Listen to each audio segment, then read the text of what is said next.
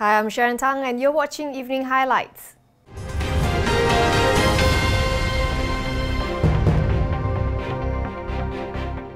Pretty quiet on the corporate front, but for Asian stocks, it's been a bad day. It's only the first week of trading in the Lunar New Year and already the fire monkey is wreaking havoc. After 2 days off to mark the start of the year of the monkey, we're coming back to a bloody mess. Investors are getting twitchy over the health of the world's banks, particularly in Europe, where their capital buffers are under threat. And while all that is happening, we've got Swiss investor Felix Zulauf warning that an Asian banking crisis could be on the cards. No wonder investors are running for the exit. Back home, Malaysia's FBM KLCI got a bruising, down about 1.1% to 1644. Its biggest losers include KL Kepong, British American Tobacco and Malaysia Airports. Singapore's Straits Times Index also in the red, down 1.5% to 2582. It was also shut Monday and Tuesday.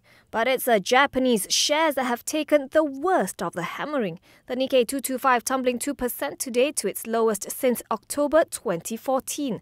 This month alone, it's fallen by over 10%. Mainland Chinese markets are closed for the week. Hong Kong and South Korea will resume trading tomorrow.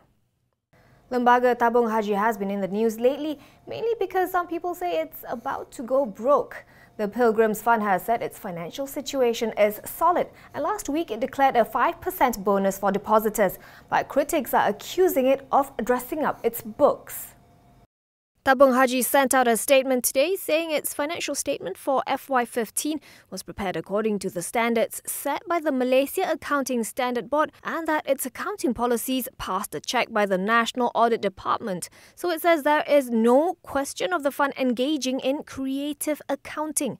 According to Tabung Haji, its realised profit reached 3.5 billion ringgit for FY15 and the dividend payouts were proof of its strong finances. PKR's Rafizi Ramli doesn't buy it. Rafizi is a former chartered accountant. He says this 3.5 billion ringgit in profit doesn't take into consideration the fall in share prices and securities held by Tabung Haji as investments.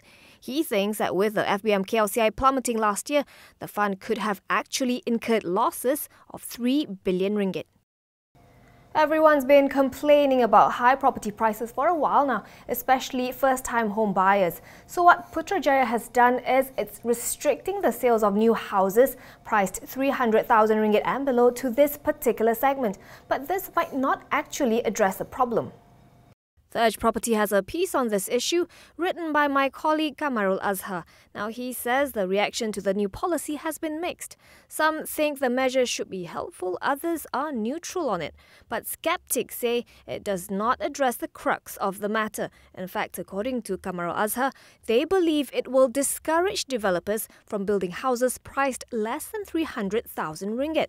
This is because such homes can only be sold to a segment of buyers whose credit standing may be too weak to secure financing. And just look at the building material and land cost. Land cost alone usually takes up about 30% of the project cost, and according to a real estate agent, at current land prices, it's just not viable for a developer to sell houses at less than 300,000 ringgit in major cities.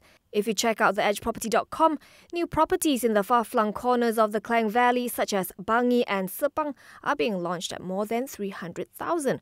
Of course, to be fair, the federal government has launched affordable housing projects, but the question of financing remains. If you're a first-time home buyer earning an entry-level salary, you're still going to be locked out. And that wraps up Evening Highlights. I'm Sharon Tang. Thanks for watching.